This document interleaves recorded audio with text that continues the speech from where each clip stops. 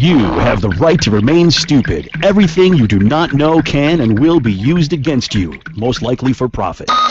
We would like to apologize for the way in which politicians are represented in this program. It was never our intention to imply that politicians are weak-kneed political time servers who are concerned more with their personal vendettas and private power struggles than the problems of government. Nor to suggest at any point that they sacrifice their credibility by denying free debate on vital matters, in the mistaken impression that party unity comes before the well-being of the people they supposedly represent. Nor to imply at any stage that they are squabbling little toadies without an ounce of concern for the vital social problems of today. Nor indeed do we intend that viewers should consider them as crabby, ulcerous little self-seeking vermin with furry legs and an excessive addiction to alcohol and certain explicit sexual practices which some people might find offensive. We are sorry if this impression has come across. Hey, want to hear the most annoying sound in the world?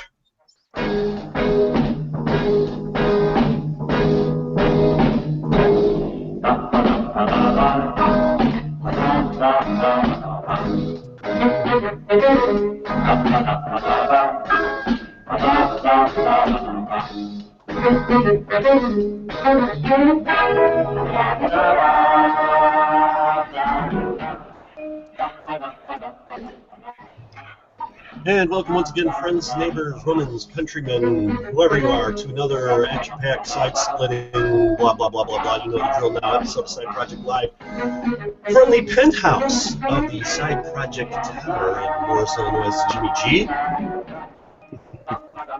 Who's next? You. And from Indianapolis, this is Lex Zorn. Oh, way to horn in there. We got to work that out. And from Lockport, Illinois, where it's not quite as cold in the basement as usual, since it's a nice balmy 37 this morning, which was just fantastic. Lockport, Illinois, it's Eric Ferguson. Time to get those Speedos on if you want to be scared. Yeah.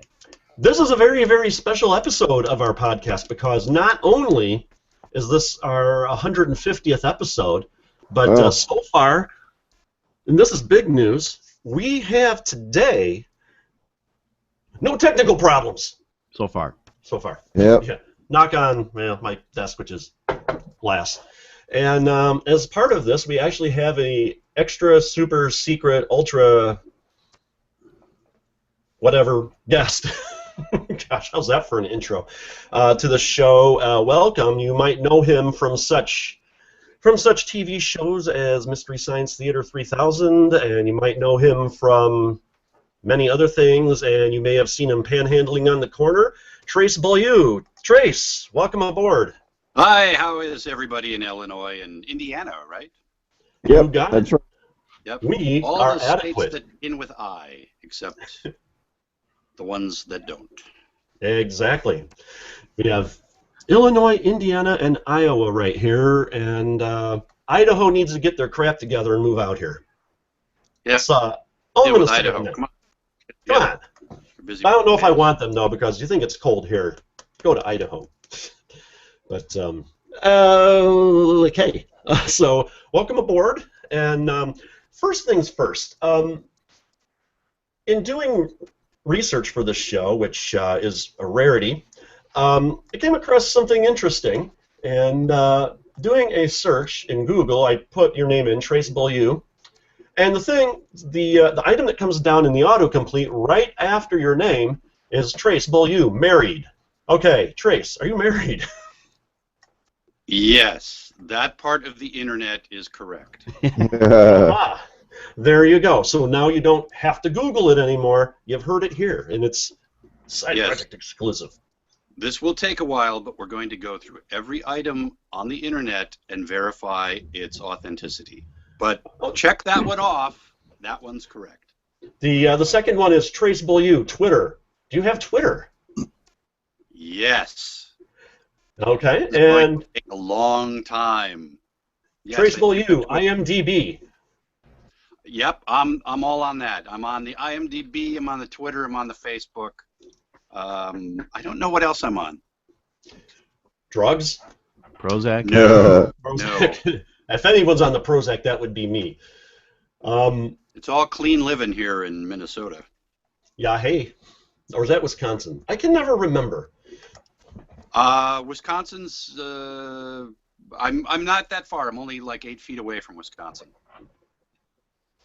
Can you feel it when you wake up in the morning? Do you like wake up and then suddenly your IQ drops, or?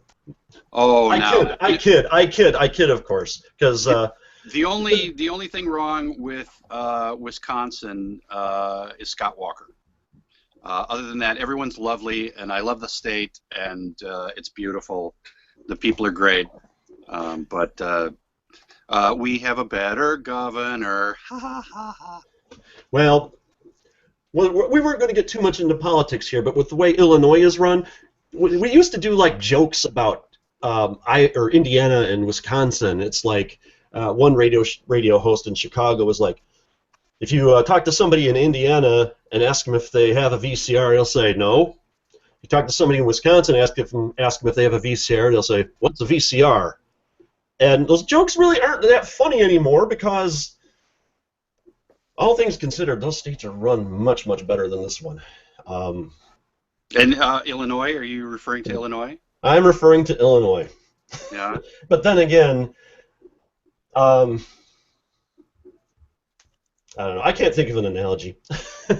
Well, why we decided to do this show this early in the morning. Oh, there's my other daughter, Zeta, in the background. She's the middle kid.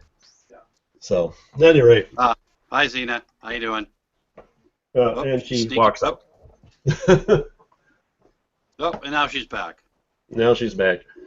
Hi, Okay. wave. Goodbye. All right. There's somebody else. Goodbye. So, I got a bunch of questions here.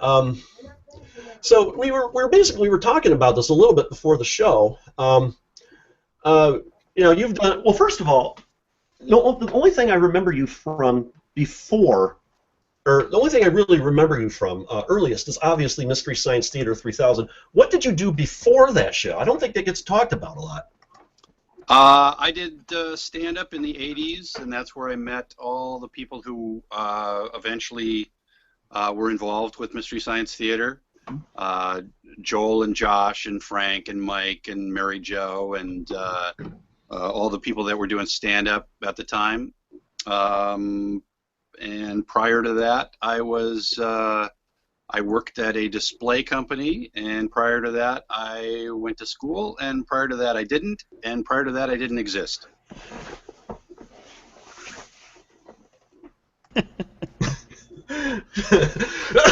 That's all there is. Come on, you weren't like reincarnated. You didn't do the whole Shirley MacLaine thing, or? I may have been Shirley MacLaine in another life. I have no idea. Because she once claimed that she's the reincarnation of Marie Antoinette, and that her being beheaded helped cure her stage fright. Oh, didn't know that. Sure. Any port in the storm, I guess. Any port in the storm, I guess. I guess. I don't know. I wasn't there. Anything's possible. Anything's possible when you believe in magic. Well, all these, there's supposed to be multiple universes and all that stuff. And, we're doing this show in many different versions somewhere at the same time, if you believe in all of that. I like to think that in the alternate universe that I'm the one that's been exposed on TV and TV and movies and all of that, and I'm not in Illinois. But so, oh god, I mean, this is awkward for me because I'm like going into full fanboy mode here. I keep telling myself before doing the show, don't go into fanboy mode. Don't go into fanboy mode. Keep it, professional. Keep it, and it's like that's all out the window. And we're not too far up, so I doubt it would die when it hit the ground. Well, no, there's a concrete patio beneath my window. But hey, I got a question for you. One of everybody's favorite episodes is Pod People. Absolutely love that. Yeah, I mean, very crazy. It stinks. You did the whole little winged potatoes. This potato has claw. Was that based off of something, or is that just something you whipped up? That was kind of loosely based on John Hurt and the Elephant Man. I don't know why. I don't think he ever says that in the Elephant Man, but like many things, we would pick up on these threads and just beat them to a pulp, and that's what we did with that phrase. And then it just becomes part of the legend.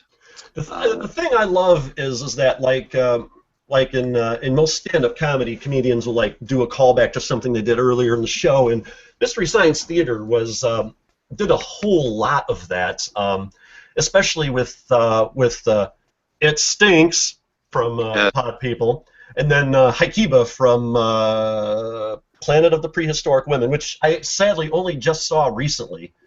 I still got a lot of episodes. I mean, I love the show, but I have not seen all of them. I've probably seen 2/3 of them. I got a lot of shows out there. A lot of shows. And then, we also had a lot of time to fill, so we would go back and just shamelessly harvest our own material from previous episodes. Again, if it amused us, we put it in. And, there was a lot of self-indulgent moments in that show. Eric found a picture there. Is that someone's tattoos? Is that Tom Servo on someone's leg? Servo on one leg and then Crow on the other. And when she crossed her legs, it looked like hell. That's the old... That's fantastic. That's Groucho. That's an old joke. Say the magic word and run 100 dollars. Wow, that covers a lot of ground. Yeah. So you cover a lot of ground too. So, out of all of the movies that you've done, like on Cinematic Titanic and Mystery Science Theater, he says as he gets stuff out of the way so he can roll his chair and kind of kick back a bit. What movie did you have like the most fun doing? What was the one that was the hardest to do other than Manos? Oh boy, we get asked that question a lot. I think the shorts were always a lot of fun to do because they were just perfect for it's perfect because they established that a very post-war male white American viewpoint of how you should behave and dress and groom, and they were really the Margaret Dumont to our Marx Brothers approach. And the ones that I remember hating the most, I think Castle of Fu Manchu stands out. I just watched that one yesterday, and I loved loved how throughout the whole thing, normally every like 20 minutes or so in the show, it do like this little skit or something. And in most movies, it has something to do with the movie, especially early on. But and that one, you guys tried to do stuff associated with the movie, and I think that one had a short in front of it. But you guys were always breaking down. Yeah, that one's hard. That's a hard one to watch. Yeah, that really reflected our attitude throughout the process of making that one. There's some other ones, The Unearthly. I think there's one, The Dead Talk Back. There are a lot of just dark, bleak, surprisingly badly made movies. And the funny thing is that everybody, the popular thing to say when Mystery Science Theater came out was that Plan 9 from Outer Space was like the worst movie ever made, but you guys, especially with Manos, but even the other movies, really trumped that and then some. Yeah, I think that was the one, that was the go-to, the most well-known, the most well-shown. But we've watched that recently. In fact, Frank Conniff and I did a show with Dana Gould in Seattle a few years back. And Dana asked Frank and I to come and riff with him on Plan 9. Dana has a special connection to that film as he knew Vampira, Mila Nurmi, in later life. He became friends with her and would pay her electric bill and things like that and help her get groceries and stuff. So, because we had said we'd never do Plan 9 because it's like the holy grail of bad films. And through watching it, I really grew to have a very fond affection for that film because it's not that bad a movie. It's shot well. The music is good. I'll give you that. It's got a lot of heart. Ed It Wood's is not done worse the movies. soulless death rattle that Manos is, certainly. So I don't think that is the worst movie ever made. I think Frank Conniff pulled out of the cardboard box of VHS tapes that we would get from the channel. He pulled the worst movie. I would say Manos is probably the worst movie ever made. Although there have been so many, it's really hard. It's like, what's the worst president we've ever had? Well, how many have we had? My phrase for that one is our current president is the worst one we've ever had since the last one. Yeah, exactly. Excuse me, I got to plug in my phone here. Hold on. Uh-oh. You're moving with me. I'm plugging in. There's something you never see. Trace's ear. Yeah. No, that's my podcast. It's my ear. All ears, all the time. Yeah, sometimes just the lobe, sometimes, the whole ear. But I love the shorts. I actually like because you can, if you don't have like the time or the attention span to watch a whole movie, the shorts are just like the perfect length, to watch. And in my opinion, the shorts, there's more. Not to say anything against the movies, and I guess it's kind of a generalization, but there's more packed into the shorts, I think, and that's just because of the way that because of the time constraints. Well, right. The short itself had to get a lot of information out in a short amount of time, and they were just perfect in tone and timing and the slots for us to insert our jokes. Those were my favorite. Here Comes the Circus. I love that one. Pretty much anyone that has to do with the circus or a fair are like hilarious. Circus on Ice. Yeah, those are all really special moments. Shut up and watch the deer get slaughtered. It's fun. We all grew up with those, watching them in grade school when we'd have films because they didn't want to teach us anymore. In high school, I remember in English class we were forced to read Of Mice and Men, and that was probably the only book I was forced to read that I actually enjoyed. And you remember the film strips? Yeah. This one. It was in the book. Lenny is supposed to be, not all there, and in the film strip, every time Lenny was on there, just so you know he was stupid, he had this kind of a look on his face. Kind of like the draw-jopped yokel thing. Yeah, well, that's his signature. Eric was like, "Your math teacher has a headache. We're watching a movie today." Now, Jim, when you say films, whoa, what's that? Jim, when you say film strips, are you talking about like those? It would be sort of like a slideshow. Yeah, exactly. It has a cassette tape, and every time you're supposed to advance, it goes. And then. Right. Yeah, gosh. We got R2D2 on the line. Are you speaking through a xylophone? No. I liked the educational shorts better than a lot of the serials, but I have to say the first Undersea Kingdom one just killed me. The whole when the soldiers are walking into the room. Oh, I'd like to know where you got the notion. And then the little kid comes up and does the same thing, and then.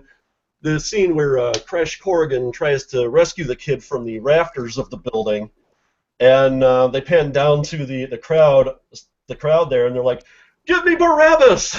God, that was brilliant. Yeah, the Barabbas thing was a go-to anytime someone was on a balcony. I think we carried that into CT as well. Huh. I'll have to pay more attention. I think there's really only about 8 jokes in Mystery Science Theater, and we just kept repeating them over and over. And one of them is Circle Pines. Yes, Mary Jo's hometown. We would make fun of our own origins as much as possible. And if you can't laugh at yourself, who can you laugh at? Someone else will. Yeah, exactly. So you might as well beat them to the punch. Exactly. That's sort of how we all got started, was beating someone to not punch us. Exactly. No. Oh, I was going to say you have no idea, but you, being a stand-up comedian, probably know more than I do. Many beatings on the playground were avoided with a quick comedy routine. If you let's talk a little bit more. Talk about awkward segues. We should be changing the name of this podcast to Luddites and Awkward Segues. Now, eventually, Joel left the show, and there was originally Joel said that he was feeling stifled creatively, in not so many words. And but then it later came out that there was like friction between him and Jim Mallon, and it had something to do with the movie, if I'm reading my stuff correctly. It's on the internet. It has to be true. Oh, sure. If you can read it, true. Yeah. As we speak, there are airplanes going overhead spraying chemtrails. So yeah, we in addition to politics, we pull no punches when it comes to conspiracy theorists. But that's a topic for another time. Yeah, we think they're very bad for the movement. Yeah. So, and then eventually Frank left. He was the next to leave. He left just before the movie came out. Now, Right. Why did Frank leave? I don't know if I've really heard much about that. Well, I think Frank was looking to do other things. You really need to talk to him about it, but it was. I think he saw that it was time to move on, and was itching to move out to Los Angeles and work in television and do other things.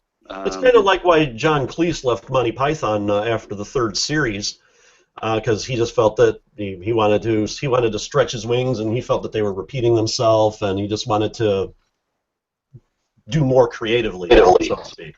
Right. Yeah, I think eventually we all saw, that we'd done, what we wanted to do, and even though, Mystery Science Theater was a great gig, and we all had a lot of freedom, eventually we started repeating ourselves. I mean, we did a couple hundred. I think by the end of the run of the series, they had done a couple hundred. I think I had done close to 150 or something like that, and it's like, okay, I get it. And it was clear that we weren't going to do any other. Oops, I'm sorry, my time's up. Can we tally my score? No, the correct answer. No. What was that? Are the cookies done? Yeah, the fries are. Fries are up. Fries are up. It was, we're all very creative people, and we wanted to do more stuff, and it was clear that all that group could do was Mystery Science Theater. Why did you? What was that? Go ahead, Leck. Well, Trace, I happen to be an actor myself. I've been in a lot of independent films, and one thing that I've thought is, being an actor certainly changed the way I watch films, and I think to me what I'm always trying to do when I look for a new role is a challenge, something that's different, something I've never done before, and I think it would be fun to do a TV series for a while, but I think after 6 or 7 years, I feel like it would stop being a challenge. And I think, I think that's why so many actors leave, a series if it's still going on after that long. Is it's got to be really tough to continue to grow as an actor when you're playing the same role for years. Yeah, I think had I been an actor, I would have tried. You would have been entertained. To do something else, but you really do you want to do something else, and it's hard for people to understand that looking in from the outside, going, "Wow, why would you want to give that up? It's such a great opportunity." And you go, "Well, but I did that. I'd like to try something else now." Yeah, exactly. And then once you make that move, you go, "Oh, wow, I'd really like that paycheck again. Could I?" I didn't mean it. I was kidding. Please, Yeah. please. Of course, So my favorite. Oh, go ahead. Oh yeah, my favorite example, of course, is Patrick Duffy on Dallas. That he just, even though the show was on top, people thought he was crazy for leaving, and then he was gone for a year, and then they basically got down on their knees and gave him a blank check to come back. Yeah, And, well, Wayne Rogers on MASH, McLean Stevenson on MASH. I mean, those were very early, pioneers in a leaving a successful role in a successful series. But McLean Stevenson going on to such success as Hello, Larry. yeah. Well, yeah. I mean, I recently saw one of the Different Strokes crossover episodes they did. Yeah, people. I'm sorry. Hmm? Oh, he's not falling for the joke. The joke is, I saw the crossover episode of Different Strokes. I say, I'm sorry, and he goes, I saw one of. And I'm like, no, I'm just sorry that you saw it. Okay. Just sorry. Because actually, their crossover episodes, they're all part of the Different Strokes syndication package. Since obviously, Hello, Larry didn't get syndicated. Oh gosh, that's something that pisses me off about cable television and that, because you can't have your own watch subscribe to whatever channels you want, because everything is sold to the distributor in bundles of channels. So if you want to have like the ultra entertaining Happy Time Hour channel, you have to have the 24-hour dog poop news channel too. And channels that you're never going to watch, but you have to have it, otherwise they'll shut off all the other channels. Dish recently had a thing where they wouldn't take the whole package of this one distributor, and so the AMC got cut off, and Walking Dead fans got pissed. And being a Walking Dead fan myself, I would have been pissed off about that too. But you're ranting. You're ranting. Yes. You need to cut your cable cord, and you'll be a much happier person. Amen, brother. As we said in the last episode, maybe the Luddites were right. Yeah, cut your cord, you'll be happy. I cut my cord in 2005, and I still know what's going on in the world, and I still watch all my favorite shows. Good for you. I've been seriously considering that, especially with the latest. Let's do it now. You got a set of side cutters there. Let's go do it. Let's go find your cable feed. Come on, this will be fun. All right, Trace, here we cut. Podcast over.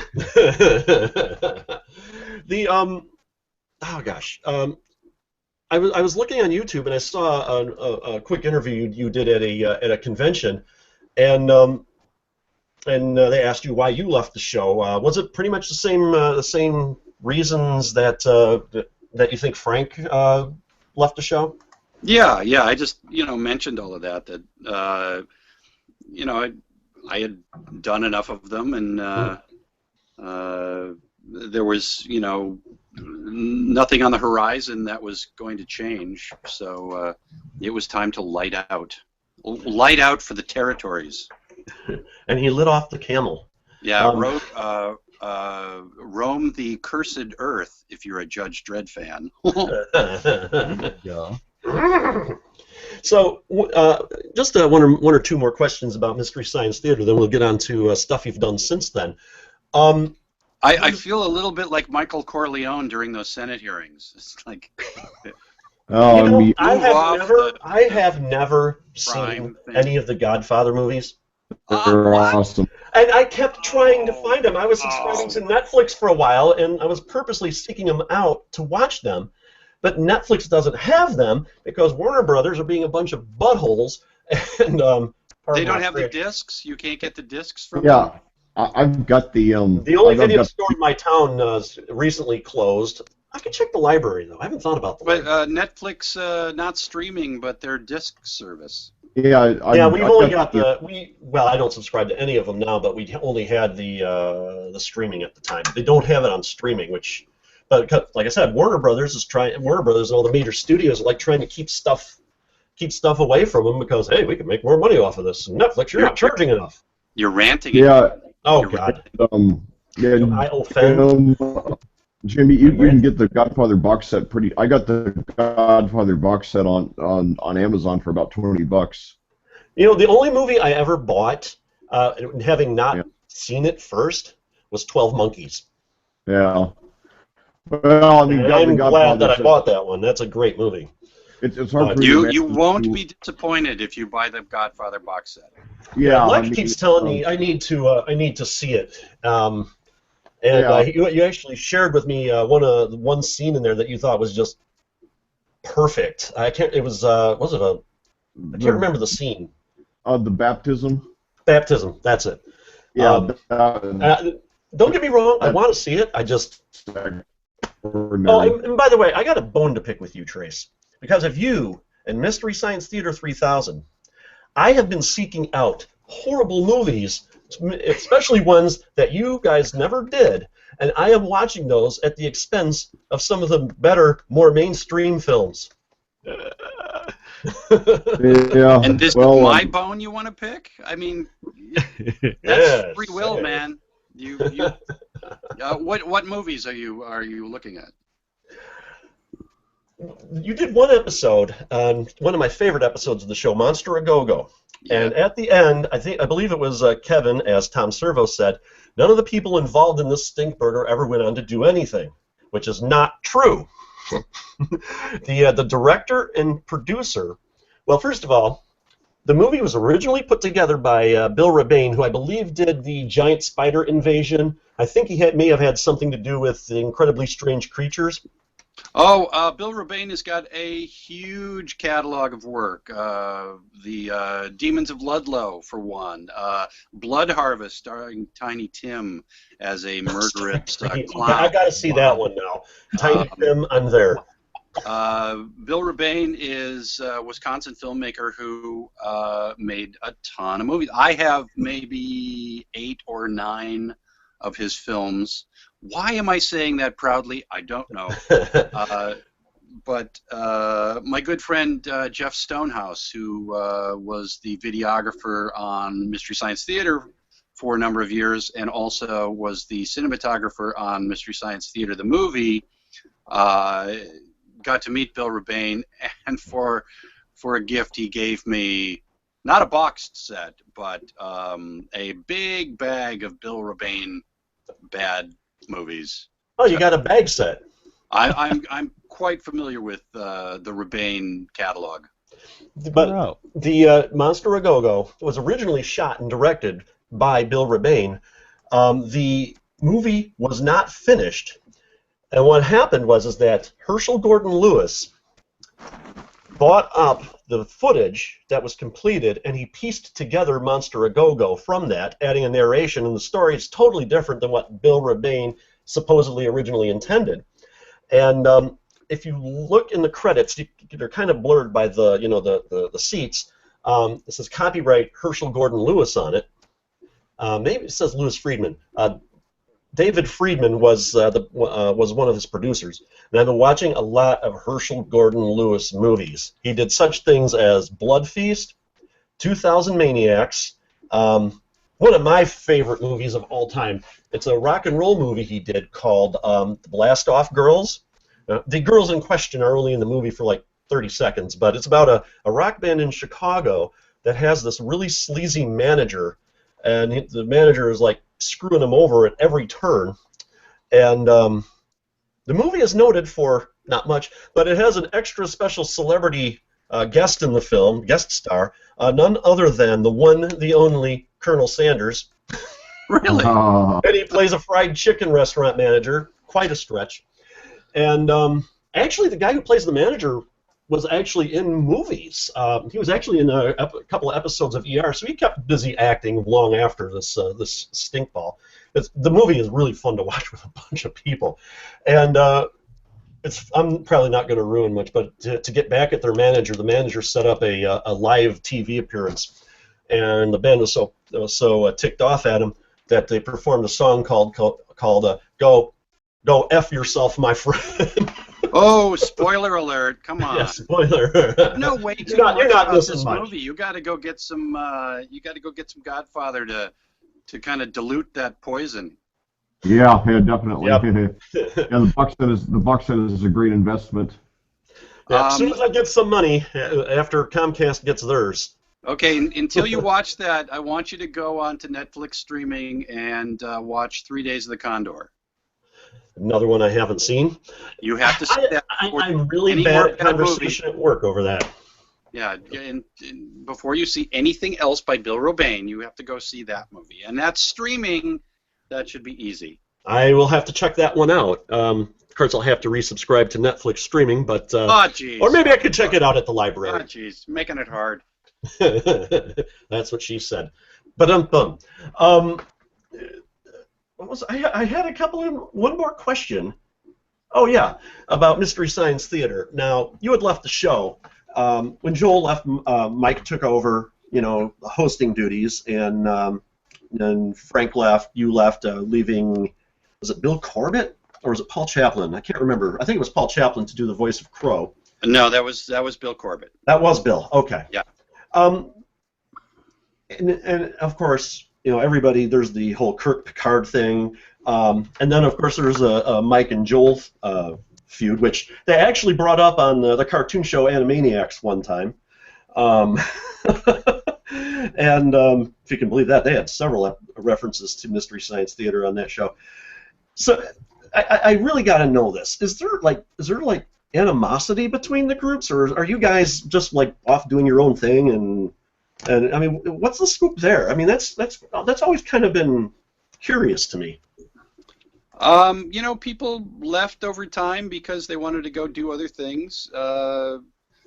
Riff Tracks formed because Mike had, I think he was working, was it Legend Films at the time?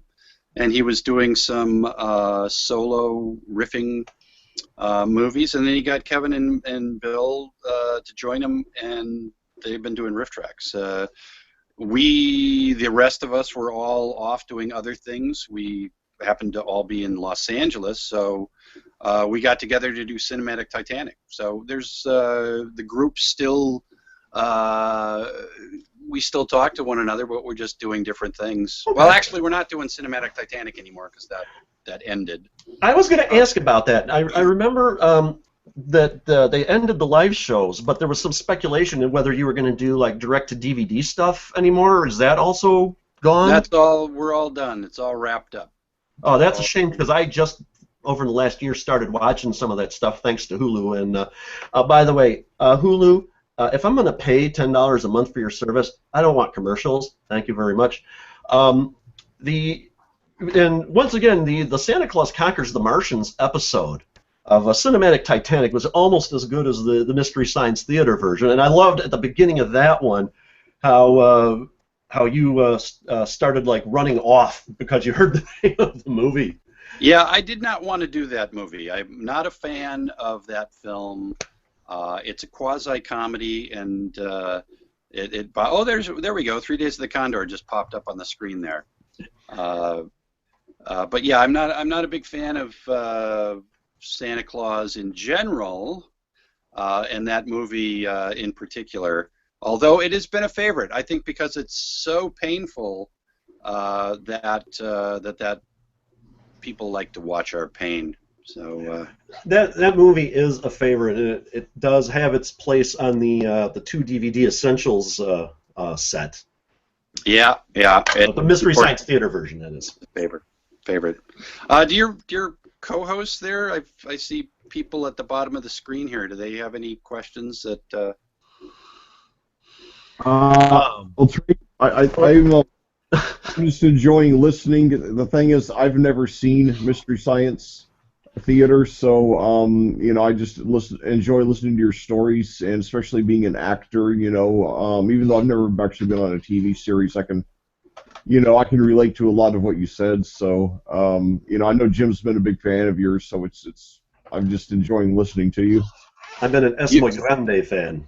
You're the control group. You haven't seen the show, so you haven't been infected. So we're gonna. I'm gonna have to loan you the Essentials set, which is Manos and Santa Conquers the Martians. All right. I have a question or two for you. Well, Juan, you sound like quite a movie buff. You have a large collection, or not? I have been addicted to movies since I've been able to watch television. So yeah, That's great. We all were well steeped in films and TV, and some of us went to film schools, and others just absorbed it through the ether. Cool. So yeah, I like hanging out with Frank Conniff because he is an encyclopedia of film and TV. You know, and I have to say one thing, and one thing I have to say, and I just recently found out that you did a short film with him called The Frank. Obviously, you did Cinematic Titanic, and he was a part of that as well. You two on Mystery Science Theater had really awesome chemistry, and I'm glad to see that you guys still do stuff from time to time. And in fact, you and Frank are going to be up at the down at the American Atheist Convention in Memphis coming up, I believe. Yeah. And it's not really a sci-fi convention. It's not really a comic book convention, but I'm really looking forward to the cosplay. A lot of Darwin, a lot of a lot of Richard Dawkins. Hey, that's not an authentic Dawkins, man. You got the jacket wrong. Yeah, I don't know what that's going to be like. We just did a sci-fi convention in Pensacola, Florida. That was last weekend when we couldn't connect, and that was awesome. If you get a chance to go to that next year, it's one of the most well-run conventions that Frank and I have ever been to. Everyone treated us so well, and I just have to shout out to Pensacola. Well done, Panhandle. Great time. Very good, very good. Awesome. Is there a film that you would have liked to have poked fun at and never got around to? Ooh, good question. Oh boy, there's so many. Had this, and Riff Trax has really taken up the mantle and done films like Battlefield Earth, and films that have a higher budget and maybe would have been more difficult to obtain the rights to. They've got that. That is brilliant what they've done with that and how to circumvent the rights, so to speak. Right. I still really enjoy the old-timey 50s era sci-fi films, things like Angry Red Planet, or they're all sort of the same formula. Explorers go off to planet. Yeah. Explorers consist of horn dog captain, hot babe science officer or medic or something, the disposable engineering guy, and then the old science guy who is the wise guy, knows everything. But it's like that formula you see repeated over and over and over. Yeah, I'm into the ridiculous monster films like Tarantula and the Killer Shrews. Yeah, Tarantula. I love Tarantula. It's a great movie. It's, a movie since you recommended me and forcing me basically to see Godfather. A movie I'm forcing you to look for is have you seen Planet of Blood? I have. I don't recall it. It's Basil Rathbone. It's about we send people to Mars, and it turns out it's inhabited by vampires. And there's a real early acting role from drawing a blank on the name. He was the bad guy in Speed. Dennis Hopper? Dennis Hopper. Very early Dennis Hopper role. That's a movie I would like to riff. In fact, I've been trying to talk one of my friends into doing one of the Riff Tracks riffs for that. I will check that one out. That one's pretty much a stinker. It was just interesting to see Basil Rathbone do something other than Sherlock Holmes. Yeah.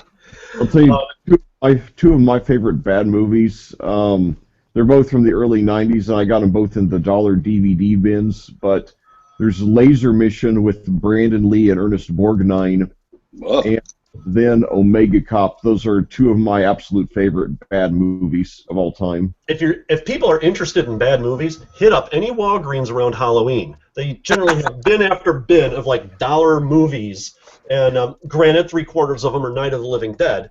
But you'll find other movies in there that are just as awful.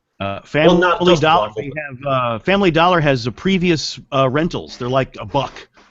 Wow. You know what I found I'm sort of ranting again. At Family Dollar one time is in their DVD bin.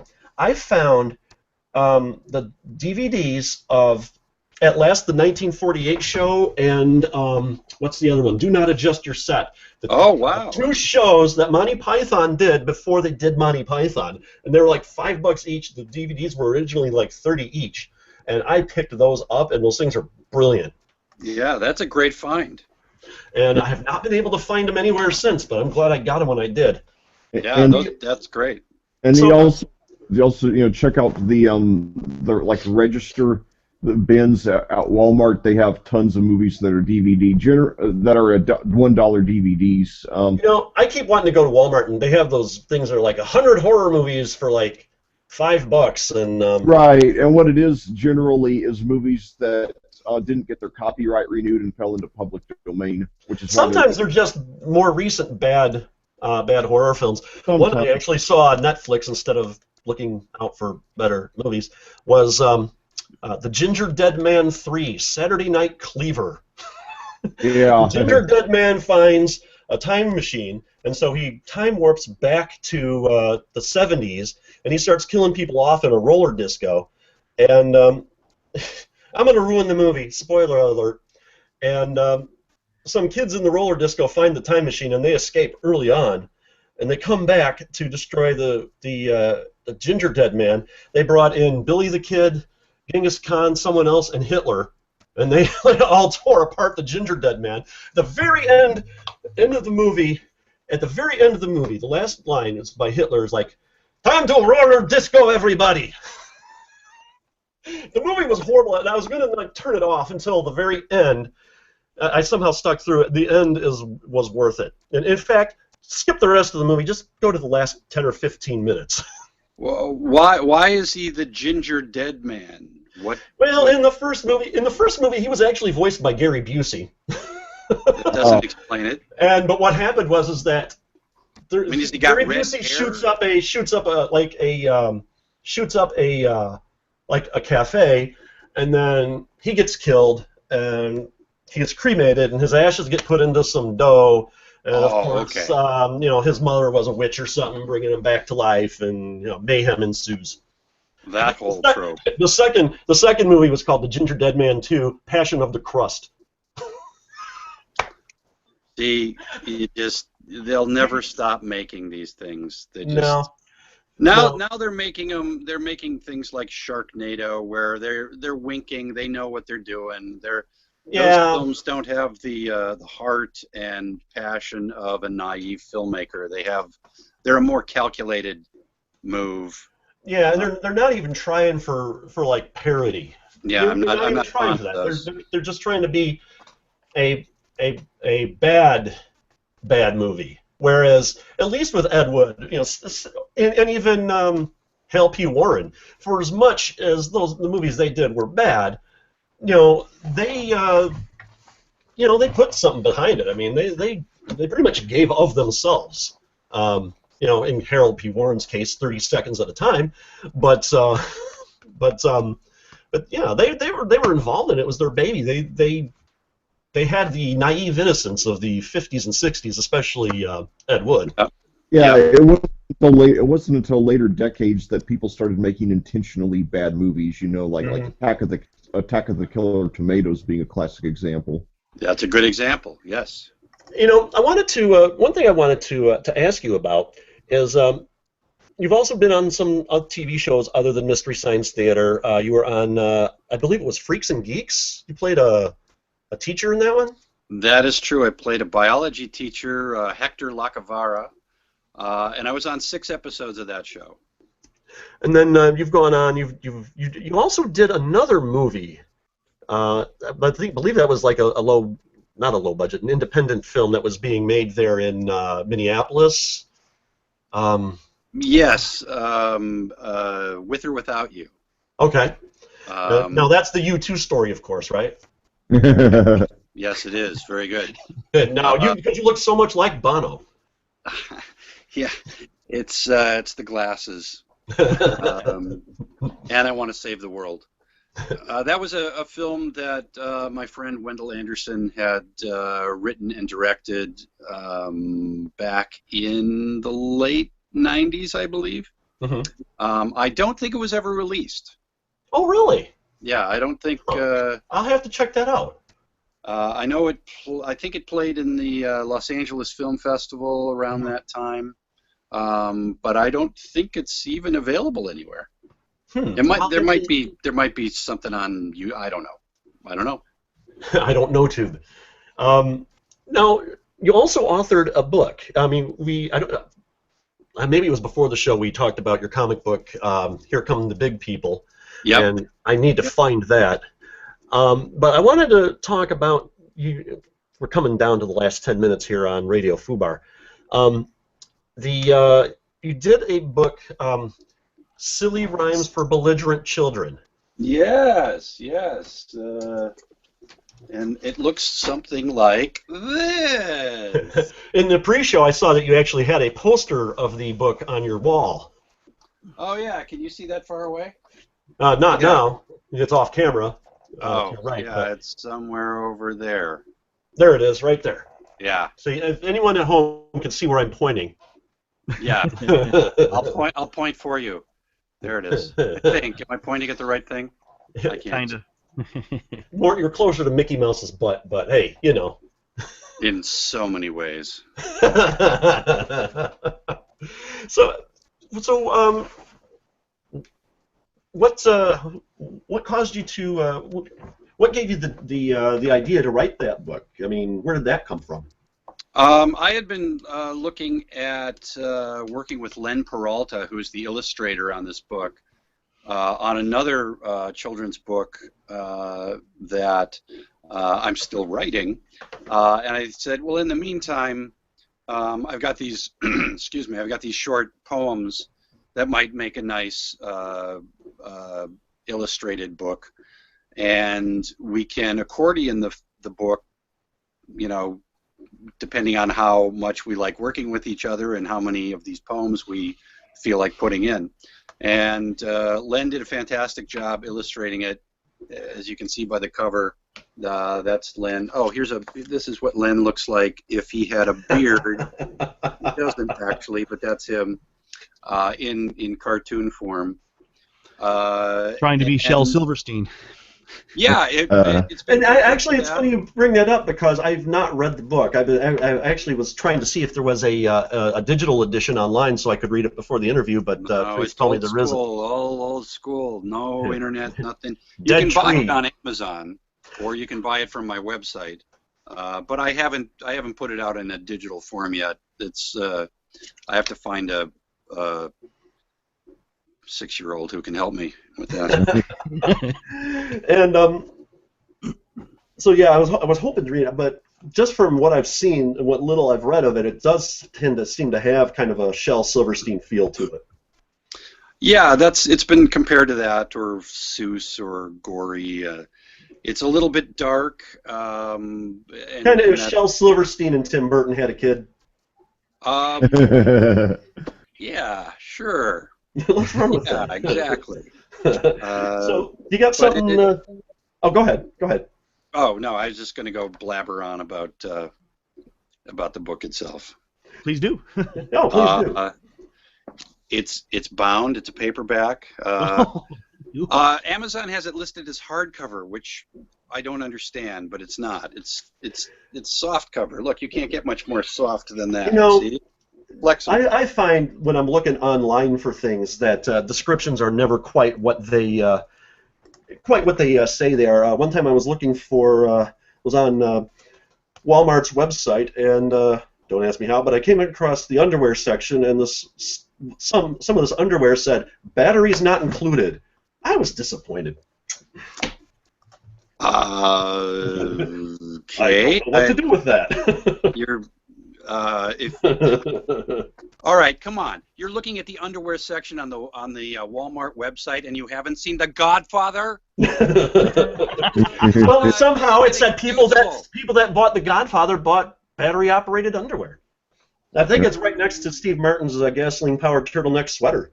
I could watch a really good movie done by an exceptionally good director, but wait, the underwear section of Walmart online. Trust me, the pictures aren't what they're all cracked up to be.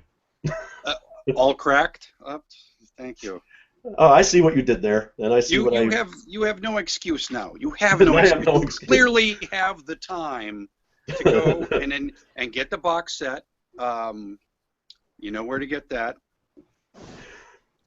Yeah, I got mine on Amazon, and it's got not only all 3 movies, but it's got all with audio commentary by Francis Ford Coppola, and then it's got a full load of bonus features as well. Why don't you? It's a terrific box set. You don't need to watch the 3rd movie. The first 2 are enough. I like the 3rd one. I don't think it's I think it would have been better had they not forced it out by the end of 1990. But I think it's the part 3 is enough to make it worthwhile. I watch it every time I watch the box set because I get dragged in and I have to. And they suck you in. They did. Every time I try to get out, they suck me back in. And I think. Why don't you? We're down to the last couple of minutes here, Trace. Would you mind reading a selection from your book? I'll read the shortest selection. Let me find the page here. Some of these are autobiographical, and I don't know if you can see this page here. That will get the glare off of it and get back far enough. There. There we go. This is called Becky Weber. Becky Weber, Little Pratt, threw up on my new nap mat. She chose mine because it was closest. This may account for my psychosis. Thank you very much. Oh, brilliant. And you can see Len drew this kid trying to escape the spew of... and that actually happened. This kid threw up... Kindergarten. She threw up on my nap mat. I have to say, I saw that image. And it reminded me of the movie poster for What About Bob? What this picture did? This image? It did.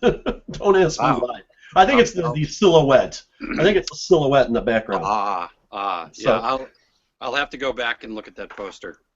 So, we're just about out of time here. Do you have any sort of personal appearances coming up? Any other projects in the work that you want to pimp out here?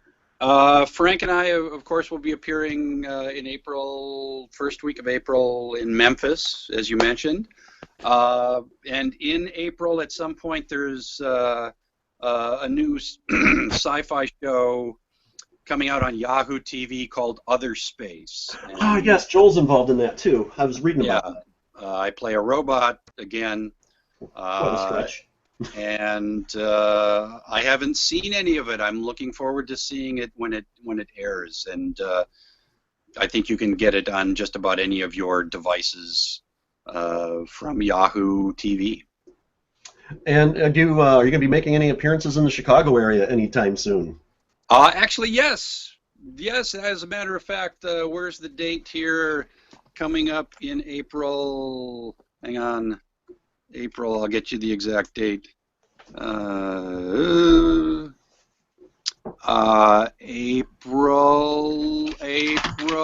12th at the Irish American Center. We'll be doing a tribute to Old Time Radio. Irish American Center. Where is that? That sounds familiar. I think that's last year's Skeptic Camp was held there, if I'm thinking about it. It's north side, like northwest side? Not northwest, north side. That was April 12th at the... April 12th, yeah. Irish Heritage Center.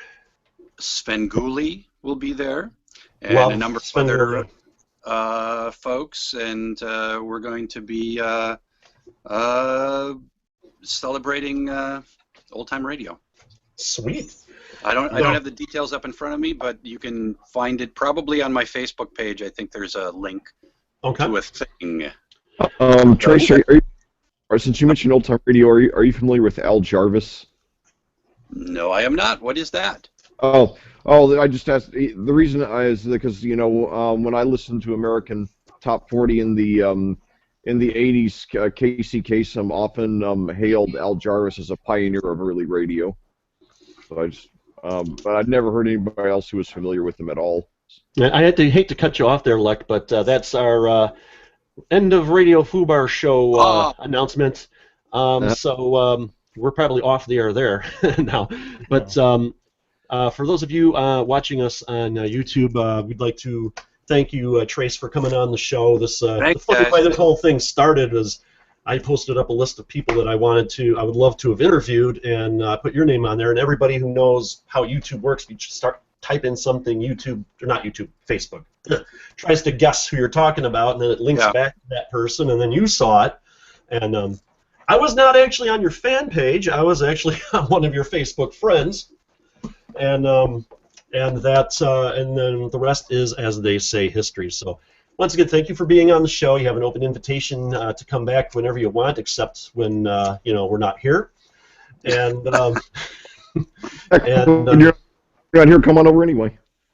Yeah, and I'm going to see what I can do about getting up there to the Irish Heritage Center on April 12th. That sounds like I'm not hugely versed in old-time radio, but it does sound like it would be an interesting evening.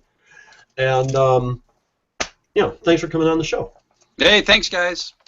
And once again, Morris, Illinois, this is Jimmy G. From Indianapolis, Lex Zorn.